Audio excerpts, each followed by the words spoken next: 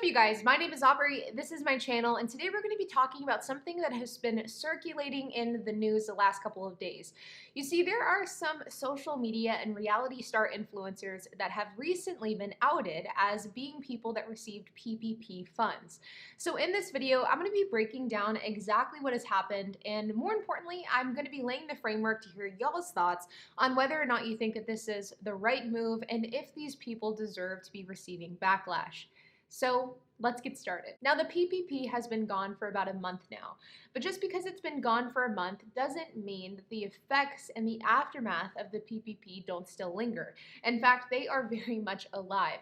There is still monthly, if not weekly, reports from the Department of Justice outlining new claims and new cases of individuals who committed fraud related to COVID relief programs, including the EIDL as well as the PPP. In addition to just blatant fraud, there's been a number of accounts of people, famous people to be more specific, that have received PPP funds, and there's been a lot of debate and a lot of criticism to these people about whether or not they deserve to receive these funds. For example, the famous quarterback Tom Brady and his company TB12 received about $960,000 in COVID relief. Other notable organizations that received PPP funding include Kanye West, the Church of Scientology, organizations associated with former President Donald Trump, Nancy Pelosi's husband, Paul Pelosi, and many, many others. But it's not just people that have been receiving criticism, it's also large brands as well. For example, P.F. Chang's, TGI Fridays, Ruth Chris's Steakhouse, and Shake Shack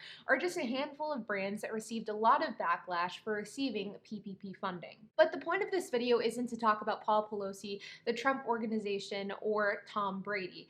It is instead to talk about the newest piece of criticism that has been coming to light, and that is related to stars of The Bachelorette. It was recently uncovered by the Bachelor subreddit, and then the story was ran by a number of major news articles stating that a number of influencers that were on The Bachelor as well as The Bachelorette received tens of thousands of dollars in PPP funding. Now, I've actually never seen The Bachelor or The Bachelorette, so these people that I'm talking about today are people I've never heard of, but if you guys have seen the show, then I'm sure that you would know of these individuals. According to an article posted by Vulture, and I will include a link to this down in the description below, several Bachelor and Bachelorette stars took advantage of the federal government's Paycheck Protection Program loans during the coronavirus pandemic to help fund their burgeoning careers on social media. Tashia Adams, who recently starred as a Bachelorette co-lead in 2020, was one of these lucky recipients.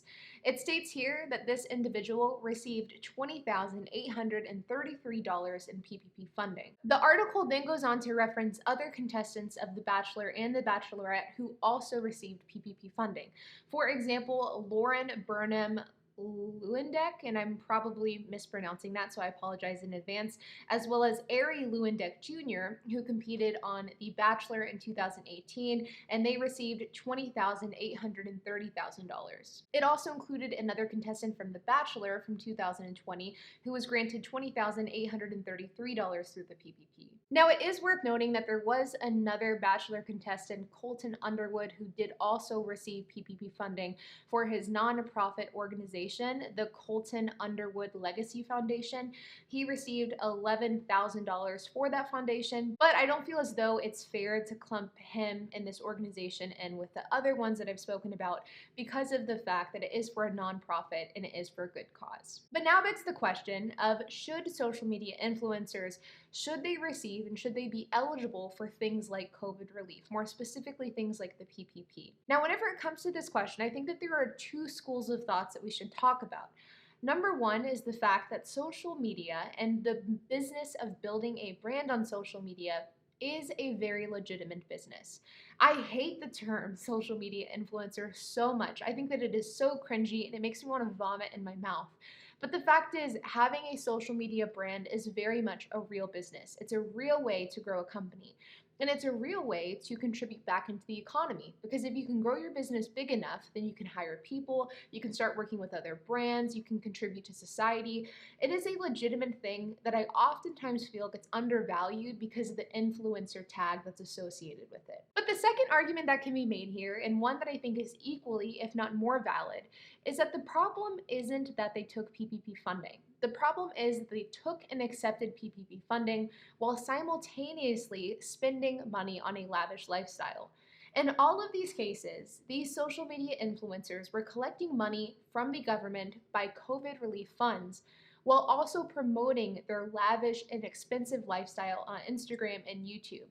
In one case, one of these influencers recently revealed that they bought a second home, a vacation home in Hawaii, while just a few months prior, they received $20,000 in PPP funds. Now, one other thing that I think is worth noting that I haven't seen anywhere online is the fact that all three of these influencers received about the exact same amount of money in PPP funding. In fact, I looked this up to see if it was a typo, and it wasn't. This is the actual amount that they received. One influencer received $20,833, another influencer received $20,830, and another influencer received again $20,833.